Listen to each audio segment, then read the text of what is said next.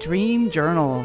From the studios of KSQD in Santa Cruz, the Dream Journal is a weekly show where we explore the healing powers of nighttime dreams through conversations with dream experts and with you.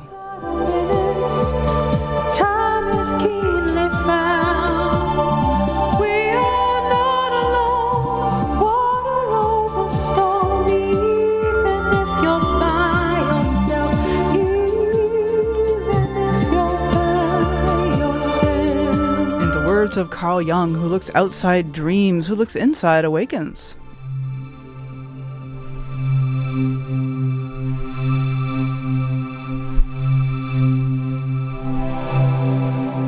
Today's music is called Mentiste, someone who inspires a calm state of mind. Native American sacred sites and dream-inspired music. Also, do dreams open our minds to other consciousnesses? Our guest today is Professor Emeritus Curt Hoffman, Ph.D. I'm your host, Catherine Bell of Experiential Dreamwork, and welcome to the Dream Journal. The Dream Journal is also a weekly podcast. Please subscribe, rate, and review. It helps people find the show. But really, most importantly, I encourage you to talk to your friends about the podcast. After all, they may be interested in dreaming, and maybe you didn't know. It gives you a chance to talk about your dreams, and that is the primary mission of the Dream Journal, is to get people talking about dreaming. But you can find archives at Apple Podcasts, Spotify, and all those places, and also at ksqd.org/the-dream-journal. Okay, so, what about my dreaming? I have not had remembered, of course I've had many dreams in the last week. I have not remembered many new dreams. There were some flashes this morning, but I guess I'm still playing around with this idea of playing ukulele on stage in front of thousands of people. I guess it's just too riveting an image. And just recognizing that the chain link fence in the dream that kept me from getting there is like, actually, it's not as solid as I thought. There is a way through. So it's very appropriate we're talking about music again, because we'll be talking about music in just a few minutes with our guest. All right, Curt Hoffman, hello. Hi there. Sounds like you've got the potential for a dream ball costume there. Ooh, I think you're onto something. I've been wondering what I'm going to do for the dream ball, because of course the Ashland conference is coming up in June, and we're all trying to figure out what costumes we're going to wear for the fantabulous dream ball that finishes that amazing event. Good suggestion. So let me introduce our guest today. Curtis Hoffman, Ph.D., is Professor Emeritus of Anthropology at Bridgewater State University in Massachusetts, where he taught courses in archaeology, mythology, and culture, and also consciousness. Curt has been an active member of the IASD, that's the International Association for the Study of Dreams, since 1997, and is currently serving on the IASD Program Committee, as am I, and on the Hartmann Student Research Awards Committee. I have had a lot of interactions with Curt in the last few years on that conference committee, because it is just really the centerpiece of the IASD, when we'll be touching in a little more about that conference later. But just to say right now, you can go to asdreams.org to find out all about this organization, including that Ashland conference in June. So, Curt, good to have you on the show. Yeah, thanks for the invitation. Excellent. So I'm wondering if you could maybe start out by telling us a bit about yourself and your journey with dreams. What first got you interested in dreaming? Well, when I was a teenager in New York's area, I tuned into a public TV program series hosted by Joseph Campbell on depth psychology, and that was really what sparked my interest in the first place.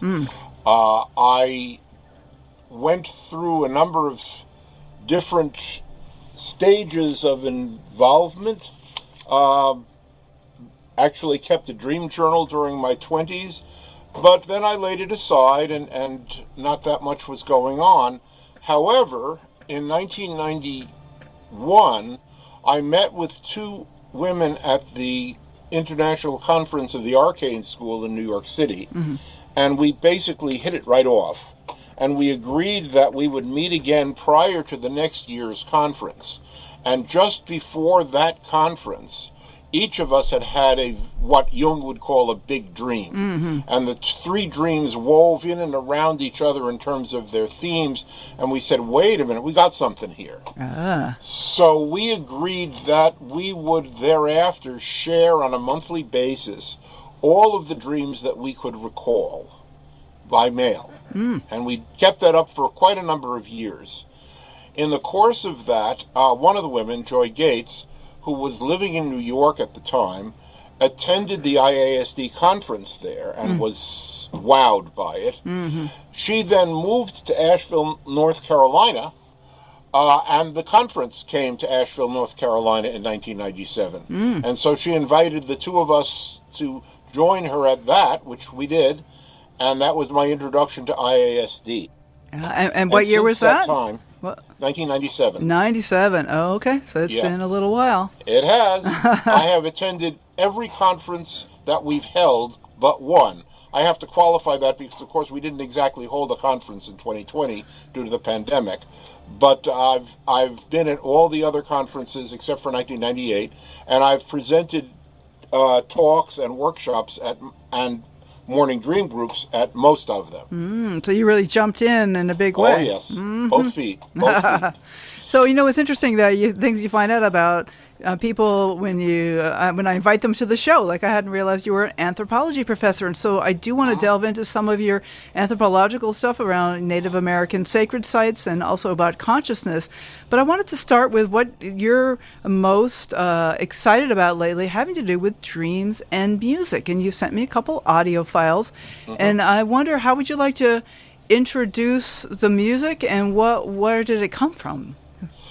Okay, well, first of all, back around 2010, I had, for the first time, attended a week-long music workshop. I'd taken up Renaissance double reed instruments a few years earlier.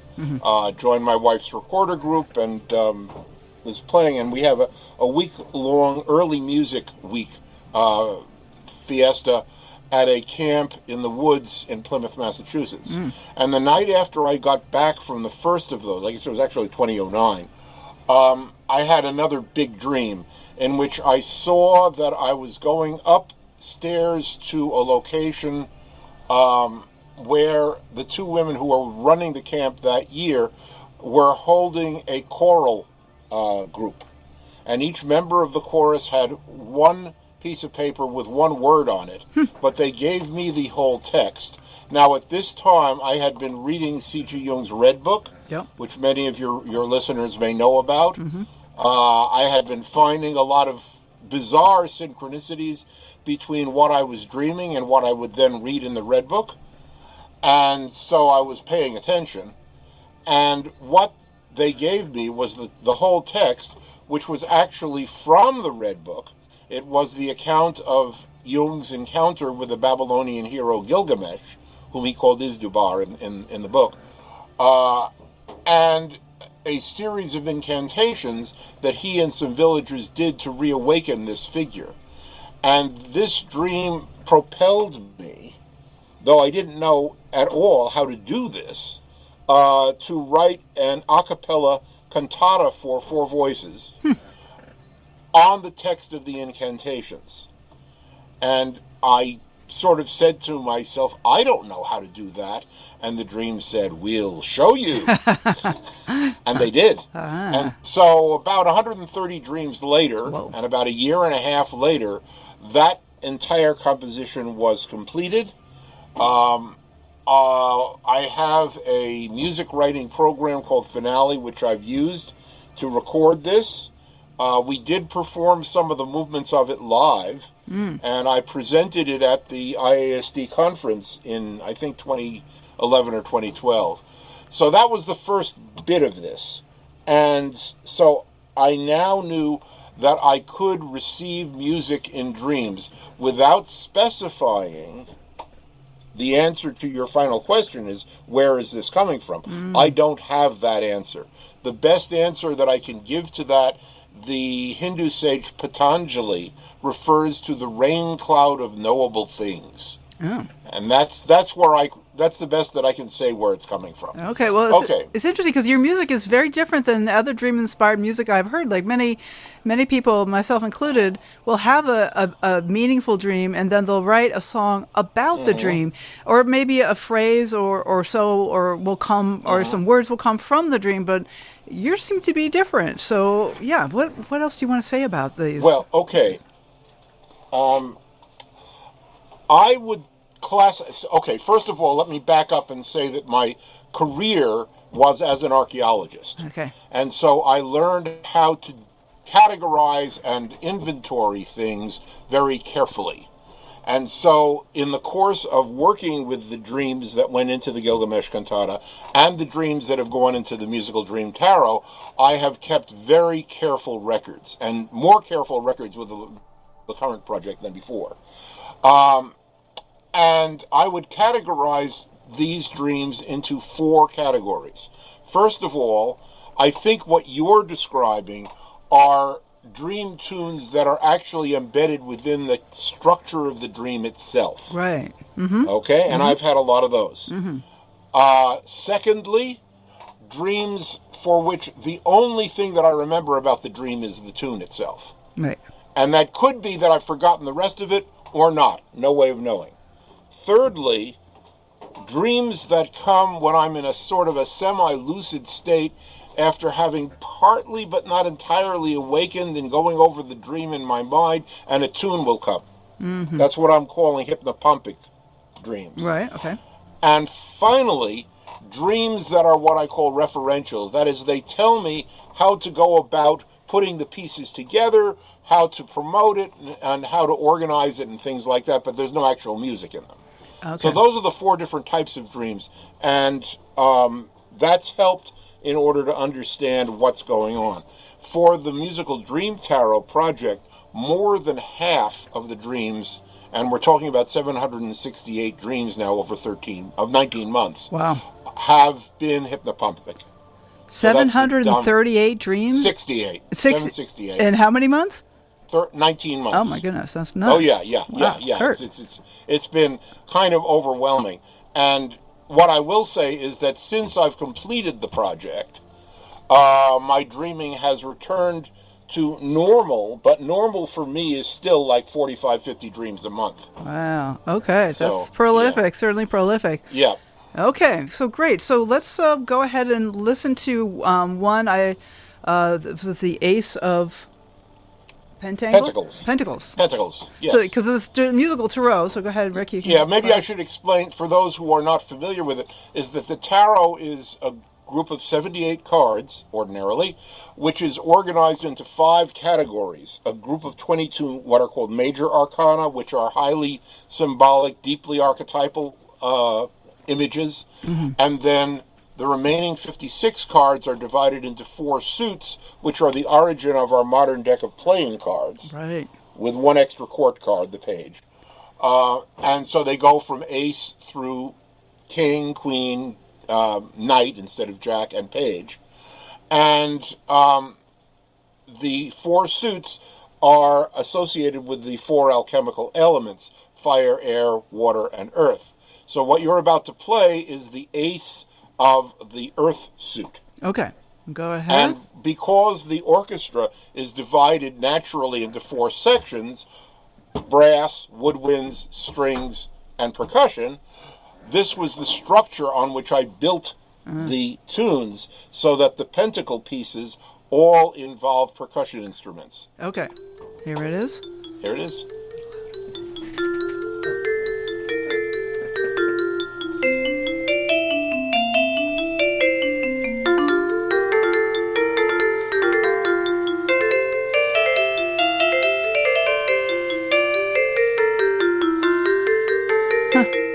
It's kind of mesmerizing.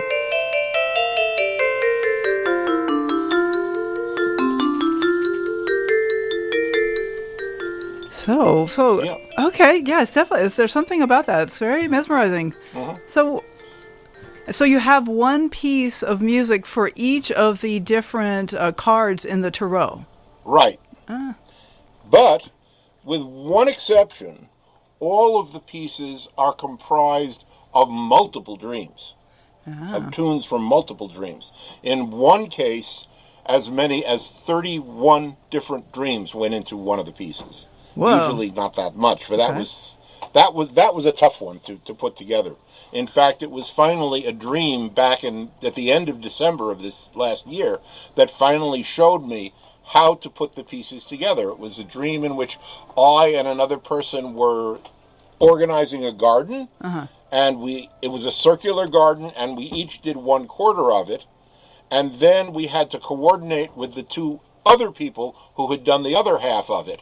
And that was symbolic of the way to organize the 31 themes by key signature and in one case by time signature, so that they formed a coherent whole. But that was an example of a referential dream right there. Well, I'm thinking maybe we could listen to just a few more seconds of maybe another piece. Sure. How about the 4 of Cups? And then I'll explain what this is about. Okay. All right, here we go.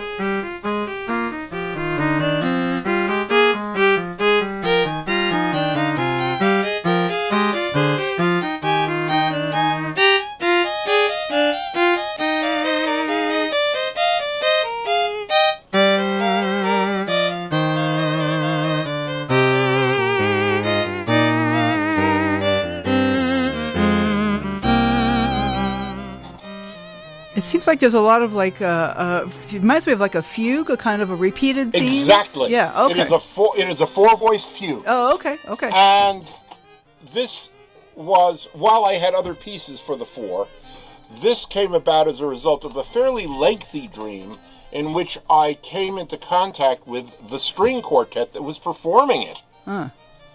And I had met the first violinist earlier, and he introduced me to the other people in the group, and I told them that I was writing the pieces for the musical tarot, and the violist says, "No effing way." And I said, "Yes, effing way." and the term fugue, of course, you can follow from that, but it is almost patterned after some of the work that J.S. Bach would do. Okay. It's got 4 different themes, and they're played one against the other, back and forth. Yeah, it's a very complicated piece of music. Okay. Hey, my engineer Rick Kleffel's got a question for you about the music. Is that okay if we jump in with a question? Sure. Okay. Hi, I'm wondering if you've heard, or if not, you might look up the work of Bill Nelson. He did some early ambient work back in the mid-'80s, where he used synthesizers to do very kind of string quartet type music that sounds a lot like all your stuff, and he used some of the DX7s to get the bell sounds. Interesting. What I use is a program called Finale. Okay, sure, yeah, we have used that. Okay. Yeah. So you have not heard of Bill Nelson? Nope. Oh, okay. No. But there's a lot of us. I think there's a lot of us out there that get music from dreams. Oh yeah, I do as well. Yeah. Yes. There was another fellow presenting at the conference last year who also did, and we'd been in contact with each other. Of Steve Ernenwein, right? Yeah. Yes, indeed. Yeah. Rick, I wonder if do you want to take a second and just talk about your dream inspiration? Was this musical? Yeah. About a week and a half ago, I lay down on the couch to take a nap in my normal Dagwood style, and near the end of my nap, I heard an entire song, lyrics, melody, the whole thing. And I was able to wake up and sit down and write out the lyrics and hear the melody and actually sing it into, just a stupid file so I could remember what the melody was. And this has happened to me more than once, that I will hear music in a dream, an actual song, and then be able to just dump it down if I wake up quick enough. Yep. So there's something about. Thank you, Rick. That's great. A story. So there's something about our brains when we're dreaming that maybe certainly we know creativity is much stronger when we're dreaming. They wake people up during a REM state, and they're much more able to solve things that take some out of the box kind of thinking than if you wake them up during other times in their sleep cycle. So there is and certainly people have gotten many ideas from dreaming. So this is true. And something particular about music makes me think about the brain, and that there's certain parts of the brain that music speaks to very directly. Mm-hmm. Yep. Yeah. One thing that I would say is that for the most part, what I was getting were not complete tunes, or at least complete movements, but they were segments that I needed then to apply some musical skills to put together. Right. So it was, it's like Edison said, it's 1% inspiration and 99% perspiration. Right. So, and I believe Edison was one of those people who was very interested in dreaming, and that he would, if I'm remembering correctly, he was the one who would take naps during the day, and he would fall asleep sitting up with steel balls in his hand, and positioned so that just as he fell asleep, they would fall out into a metal pot or something. Then the clatter would wake him up, and that's where he had a lot of his really best ideas. I believe that was Edison. Yes. Yeah. So yes, that's. I mean, Deirdre Barrett's written a whole book about this, The Committee of Sleep, if you're familiar with it. Mm-hmm, yes. Yeah. So yes, but now one of the things, because my musical training, or at least knowledge, is very broad, one of the things that I was careful to exclude in almost every case were any tunes that were already in existence. Right. Mm-hmm. And I kept careful record of those too. And one of the odd things that I found when I did that was that the overwhelming majority of those known tunes turned out to be by Mozart. Huh. And quite a number of them were from Eine kleine Nachtmusik. And then it hit me. Wait a minute. Night music. Well, not only that, but they're short tunes. They're 4 and 8 bar phrases. So it's Eine kleine Nachtmusik. Yeah. So, yep. Interesting. Dreams definitely work that way. Okay, so Curt, how does an anthropologist, an archaeologist like yourself, get so interested in music? And I do want to touch into more of the archaeology stuff after the break, but how did you... What's the link here? I mean, what's the connection? Well, I've been interested in music for a very long time. My maternal grandfather was a violinist and a violin maker. Oh, see. And so I have it in the family. Mm-hmm. And I took up clarinet when I was 10 years old and played all the way through my second year in college. Then I put it aside, but I never lost my interest in Western classical music. Now, I like other forms of music too, but Western classical music is my milieu. And that is mostly what is in the musical tarot. I mean, there's a tango in there, there's a rumba in there, but most of it would fit within the format of Western classical music. So that's always been an undercurrent. And when I retired, and again, this is after the incident with the Gilgamesh cantata, I basically took the opportunity to reinvent myself. So I no longer do below-ground archaeology. Let's put it that way. All right. But we'll talk about the kind that I do later on, I guess. Yeah. Okay. All right. Well, let's just go ahead and do our short break as we are wont to do in this show. Give everybody a chance to catch their breath, and we're going to come back and talk about there's several topics possible. We have Native American sacred sites and their relationship to earth balance and earth dreaming. What the heck are those? Maybe we'll get into that. And then also have dreams that are beyond reflections on personal issues and the connection between myth and dreaming. So this is our menu of options to talk to.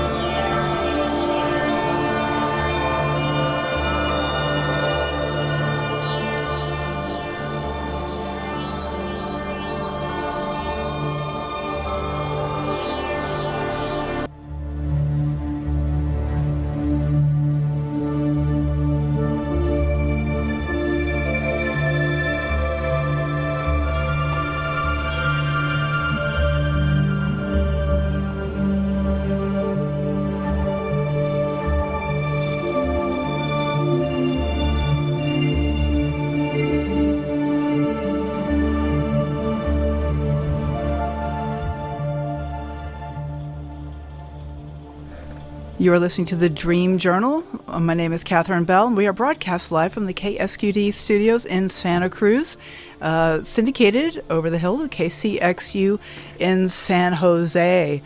I have a few announcements. I'd like to say that you might want to mark your calendar for April 1st when we have special guest who is an author of over a dozen books, and he's a shamanic dream guide, Robert Moss, on April Fool's Day. I can't wait to talk to him. Our 200th podcast also will be released on April 24. Can you imagine? 200 podcasts. And then the last announcement is that I am looking for someone to help me with social media for the show. So if you're inspired to assist the Dream Journal, give me a call. Catherine, Katherin, at ksqd.org. So it seems like we have somebody on the phone. There we go. Sonia from Bridgewater, Mass. Hi. Thanks for calling. Thank you. Right. I had heard earlier in the program there was mention about the IASD conference. Yes. And back in the past it was held once at Bridgewater State University, and I was wondering if there's any plans for it to come back to that location. I think Curt could say best about that. Well, yes. At the moment, I have been negotiating with the events coordinators at Bridgewater State for the possibility of hosting the conference there either in 2024 or 2025. And this is something which is being considered by the IASD Program Committee, and I understand also by the Executive Board. What it will come down to is whether we can get the cost of the conference within our IASD's budget limits, because if we can, there is interest in coming there. We are competing with another attempt to get us back to Rolduk in the Netherlands, and my understanding is that we would do one in 1 year and the other in the other year. So it's looking good if we can get the budget package together. Fabulous. That's great. Yeah, I actually from Massachusetts myself, so it gave me a chance to visit some family. So, Sonia, you're interested in dreaming? What is your experience? Do you have any questions for us or a dream to share? I keep a dream journal and meet monthly with a group to work on dreams, and I just find it fascinating. Okay. Thank you. Thank you, Sonia. Thanks for calling. I am actually really curious to get into the conversation about Native American sacred sites. That's one of the things that really interested me the most in your list, and I wonder if you could tell me a little bit about that, Curt. All right. Well, scattered throughout the woodlands and fields of the eastern United States are literally tens of thousands of stone monuments that have been left behind. Now, there's controversy about these. There are some archaeologists who insist that these must only be the result of colonial farmers clearing fields or removing rocks that had been exposed by erosion. And some might be. Mm-hmm. But my conviction is that the overwhelming majority of these were created by Native Americans, both before and after European contact, for a number of reasons, one of them being memorials, one of them being offerings, and we know something about this both from the historical record, from the 17th century right on up to the mid-20th century. These stone walls that were assumed to have been all created by farmers who were, had to cut down the forest and then remove all the rocks. But you sounded like you were starting to say that some of these stone structures might have been more than just clearing the fields for farming. Yes. Yeah. And first of all, they're not all of them walls. Most of them are stone piles or effigies in various shapes, mostly turtles and serpents, various other configurations. They are part of a documented historical tradition within Native American communities, both documented in the historical record and by modern Native American informants, some of whom still worship at these places. Oh, wow. And yes, and they are in many jurisdictions underprotected. Oh, yeah. And back in 2003 or so, I attended a meeting with the tribal medicine woman of the Narragansett Indian tribe and a number of other native persons and stone structure enthusiasts from the white community. And the medicine woman suggested that it would be nice if there could be an inventory of all of these sites. And I said, well, I know how to do that. Little realizing what I was getting into. And so I took on that task. I had some help from current and former students to get it done. But the upshot of it was that at the present time, I have on my documentation over 6,000 of these sites from Nova Scotia to Georgia. And I do not go west of the subcontinental divide because I had to put a limit on it somewhere. Right. And I can document where these sites are, but the locations themselves I am keeping confidential because of the problem of vandalism and Understandable. desecration. Yes. Yeah, And but there are a lot of them. And how does this connect to dreaming and to what you describe as earth dreaming, earth balance, earth dreaming? What my friends in the Native community have told me is that one of the important purposes for creating these sites was in cases where there had been an imbalance in the earth. That is, if someone important had died unexpectedly, they would build what's called a Wawanakwasik, which is a large memorial pile. It's not a burial pile. It's something that is done to rebalance the earth energies. And there is a relationship between these ritual positionings and dreaming in their community. So that the idea is that the earth gets imbalanced and you need to rebalance it. Now, I think it's no accident that quite a lot of these structures appear to have been constructed by native people after European contact, because I can think of no greater imbalance than the one introduced by the colonists. That is for sure. Yes, Yeah. Total disruption. Yeah, and part of the idea is that if we can protect and preserve these sites and keep them from being destroyed by modern construction and reconnect them, perhaps we can restore the dreaming that was part of the indigenous tradition about these sites. So there are still people, even in the East, where it's been inhabited for so many hundreds of years. There are still Native American people who know some of these traditions. Yes. Ah, good. Yes. And while they have kept quiet about them for a long time, Probably wisely so. Yeah, well, in part because they knew what they would face if they came out with this. In 1978, Congress passed and President Jimmy Carter signed the Native American Religious Freedom Act, which for the first time in American history granted to indigenous people the right to practice their religion. And it is largely after that was passed that tribes have come forward with the information. Ah, okay, good. But there's still definitely a lot of prejudice in the European-based community about these sites. Right. Well, that sounds like really important work that you're doing there, Curt. Yep, so that's another piece of what I do. Yes, okay.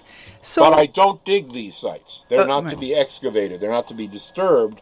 They are just to be recorded, and I share the information with the tribal historic preservation offices and where they are receptive to it with the state historic preservation offices. So what kind of structures are they usually? I imagine with 6,000 sites, there's a tremendous variety, but what kinds of structures do you know about?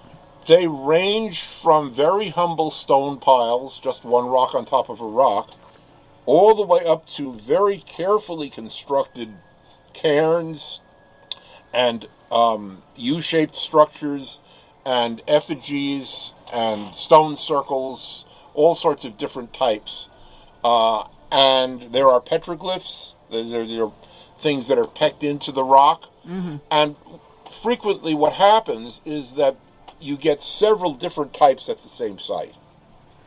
Okay, so this is like an area where some disruptive thing happened, and as the people are trying to bring balance back to the earth, they have different things that they do to mark the site. Yeah, and what the historical record indicates, and what native informants have told me, is that you start off with putting one rock on top of a rock, and then other people know about it and perhaps dream about it. They will add a rock as they pass by, and the thing grows, and they will add another pile nearby, and it will grow. It's sort of like what the mathematicians call a strange attractor. Well, it's kind of what happens in certain places on the beach around here, that people start making a pile, and it kind of creates a little bit of like inspiration. I was down at Capitola Beach recently after the big storms of January, and people were starting to make these. Curt, I'm just getting some insight. I had never thought about it, as this is a site of where there was tremendous destruction. A lot of restaurants were destroyed, and buildings, and so people have just spontaneously modern age people are making these structures, and once someone starts making these cairns, then other people go, oh yeah, like that. So it is a kind of an attractor, and it happens in an area where there's a lot of disruption. Oh, very interesting. I've seen this happen in New Zealand, because we went there to visit places where The Lord of the Rings was filmed anyway. Right. And we were driving along a highway, and on both sides of the highway there was a sheep fence to keep the sheep from going on the road. And between the sheep fence and the highway, we started seeing stone piles. And the number of them, the density of them, and the size of them increased to a maximum where some of them were 5 feet tall or so, and then from there declined. This went on for several kilometers. When we got where we were going, we asked about this, and we were told, oh, it's the Japanese. Because after World War II, Japanese tourists came to New Zealand, and apparently this was a custom in Japan to build a memorial pile for someone who had passed, who was a loved one. And once people started doing it, people started adding to it. And it basically built up into a kind of a bell curve distribution. I took photographs of these, and I showed them to some of my amateur friends. I really shouldn't call them amateur. They're very skilled. I said, what do you think of these? And they said, oh, they're modern. Which was very, very gratifying that they were able to recognize that that's what they were. Yeah. I wonder why that particular location had attracted that many Once it got started, it kept going. But it makes me wonder if there was something particular happened there, the Japanese in particular, whoever was making Don't this. know. Don't know. Don't know. Some kind of little fluctuation. Yep. Okay. Oh, this is very, very interesting. So I'm also, so it seems like we've kind of already touched in on this idea about, I didn't like you use the word, but co-dreaming, of sharing consciousness. That when you talked about what first got you started in dreaming, you talked about sharing some big dreams with some other people. And I wondered if you wanted to just say a few more words about that. Well, I presented on this topic at the 2021 IASD conference, which was virtual. I call it Other Mind. And the idea is that it is possible for us to dream entirely into some other person's dreaming. And I've had quite a number of experiences of this sort from different cultures around the world, places I've never visited, from different time periods. And it suggests to me, I mean, one can read these things symbolically if one wants to, but they're also glimpses into an alternative consciousness that suggests that the phenomenon of consciousness is not localized, and that it is something, again, it pertains to that rain cloud of knowable things. That is that under certain circumstances, and I don't understand well what triggers this, we might just slip into another person's consciousness and dream their dream. Oh. And is this something that would happen like deliberately, or is this something that can No. also happen spontaneously? Well, it can. I would think of that as being invasive. Well, You know, yes. sort, Certainly sort we of, have... sort of like Inception, which I disliked heartily as a movie. Very invasive, yes. Yeah, but rather it happens spontaneously. Okay. Well, I could share a dream from last night that seems to pertain to this. Oh, perfect. Yes. Okay, because in this dream, I mean, I'm basically in the persona of a teenage girl who's looking for her missing father. Huh. And she has two other men who are assisting her, older men. They get a tip that he might be living in an isolated community, so they go off and try to find it. It turns out that it is a community of shape changers, a cult. And they want to recruit her to be a member of this. And she says, no. She has a hawk that is her bond animal, and rests on her wrist, and she doesn't want to change into another animal. She insists that she just wants to see her father. So they show her father, who is dressed like a janitor in a light blue uniform, but it turns out that he's actually the head of the cult. And she's quite disgusted by this and tries to get away with her helpers, but the folks in the truck ahead of them keep throwing big rocks in the roadway so they can't get around, and eventually the two helpers just disappear, and she has no choice but to go in there and to choose an animal to turn into, and she chooses a liger. What's a liger? It's a crossbreed between a lion and a tiger. A lion and a tiger. Yeah, it does exist in Really? WPR. Okay. Yeah. So that was just, I mean. But yes, so Yep. the liger is a real thing? Is that actually Oh, something yes. that they actually Yes. interbreed lions and They tigers? do. They're sterile, Really? Oh, like a mule. Oh. Yeah, but they have succeeded in getting them to interbreed. Huh. No bears yet. So this is what the person was shape changing into, as a liger? Yes, that's what she chose, but very reluctantly. Okay. And I said, "What? Huh?" I mean, these things. But someone who used to be an IASD number of years ago made the following very wise comment to me. She said, "I am no longer surprised that this happens. I am only surprised when it happens." And I've always liked that. So what do you think is going on there, Curt? So this was last night's dream, right? What do you think Yep. it might be touching into? Because, of course, you knew you were going to be on the show, so perhaps it's related to this. Okay. Well, a liger is a crossbreed. It is something that is neither nor. Okay. And so it's in between two things. And I wonder about that as part of it. I don't have a clear sense of where this was happening, but it seemed to be present day. Well, that's I'm curious. When we have this crossbreed, I believe we have a message from Cindy of Santa Rosa. Yeah, a message relayed. Unfortunately, we're having a little trouble with the phone line, but Cindy wanted to mention one thing and ask one question of your guest, Catherine. Mm-hmm. She wanted to mention that she's been reading Stone Players, North American Stone Construction of the Eastern Seaboard, which your guest has written. She wanted to make sure people hear about that book. And she has a question. She wants to know if we can give an example of how a dream or dreams suggest a connection between tarot cards, between the dream and the tarot card. Oh, okay. Like an example of a dream that would that created the songs. Well, yeah, she'd like to know if we can have an example of that. That was what she wanted me to pass on to you. Okay, right. 768 examples, which to choose. Well, exactly. Well, what comes to mind? Yeah. Well, I mean, I've shared a couple already, but not the specific dream, though. Like, you've shared the music and said it comes like from multiple dreams. Yeah, but I shared the dream about the garden, right? Where we're putting that together. I shared the dream with the string quartet, where the string quartet was actually playing one of the four themes that went into the four-voiced fugue. So that is one of the ways in which this happens. but let me think of one other dream that might be relevant to this. Hang on. Yeah, maybe different kind. You mentioned 4 different kinds of dreams that would inspire your music.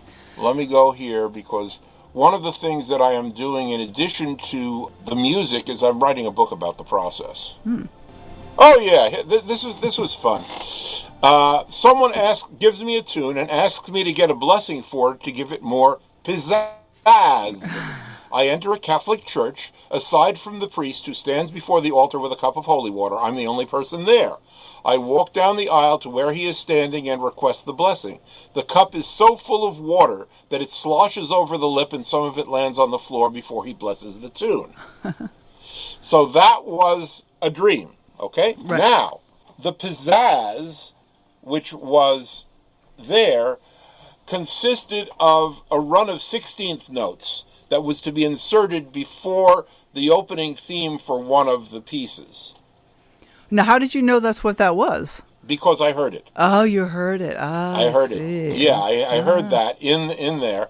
And that the ending of the dream indicated symbolically that the rest of the tune that I had been given was superfluous.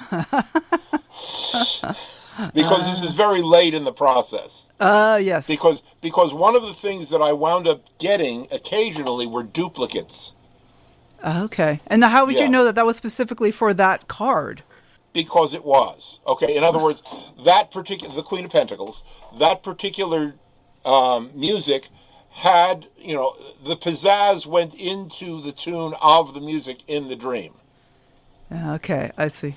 Yeah, and so I have a list of 29 dreams in which I had tunes that I had already gotten before, and I found those to be confusing, but this dream suggests that, okay, they're telling me it's superfluous. Okay. Yep. Well, Curt, I would say you have done a fabulous job today at rolling with what happens. Just keeping going. You got that. It makes me think of that shapeshifter dream that you had last night. It's like, here we go. Let's just keep rolling. Yep. And it's a hybrid, and it's a powerful thing. So this is Curtis Hoffman, and I wonder if you have any final encouragements, final thoughts, just in the last minute of the show to share with our listeners. Okay. Well, the Musical Dream Tarot will be a website which people can access. Right at the moment, that is under construction, but when it comes out, I will let Catherine, I'll let you know the address of it, and you can put it somewhere, and it will be available for people to make use of, because the purpose of all of this is for people to use it. So you do a tarot reading, you get certain cards, now you can click on the cards and get a piece of music that goes with it. And I suggest that when one has that, one concentrate on the image of the card while listening to the music. So it'll add like another dimension to... That's the idea. Okay, excellent. Yes. And I know that you'll be presenting this music at the, and your process behind it, at the IASD conference in Ashland in June. You can find about that at asdreams.org. Curt, it's really great to talk to you, and we will see you, actually I'll be seeing you at the conference team meeting on Monday. Righto. No, you won't. Oh, we won't. No, okay. You won't. No, I'm going in for a minor operation on Monday morning. And so the likelihood that I will be cognizant by noon, our time, I'm told, is not very high. Okay. All right. Well, good luck with your operation. I certainly appreciate you being on the show. The timing was very good to have you on the show. Okay. All right, Curt, take care. I appreciate the invitation. Absolutely. Thank you. Yeah. Thanks. Okay. Bye-bye. All right. So next week, my guest will be Ronald Hammond, who teaches about lucid dreaming and astral projection. To join the conversation live, tune into the Dream Journal Saturday at 10 a.m. Pacific Time at the ksqd.org live stream. The podcast replay will be released on the Monday following the show. I am Catherine Bell. This has been the Dream Journal. Thanks for listening. And you can find out more about my own dream coaching practice at experientialdreamwork.com. Email me at Catherine@ksqd.org. That's KATHERINE @ksqd.org. The Dream Journal is produced at the studios of KSQD in Santa Cruz, archives and 24/7 live stream at ksqd.org. I'd like to thank Rick Kleffel, Tony Russomano, Eva Milady. Intro music is Water Over Stones, and this outro music is Everything by Mood Science. Tomorrow morning when you wake up, take a minute to write down your dream and bring it to the next Dream Journal.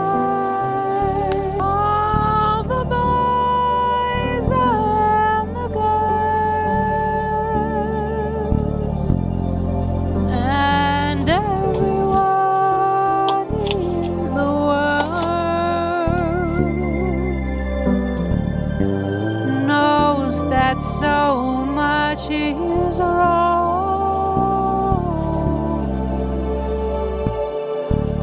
But much more is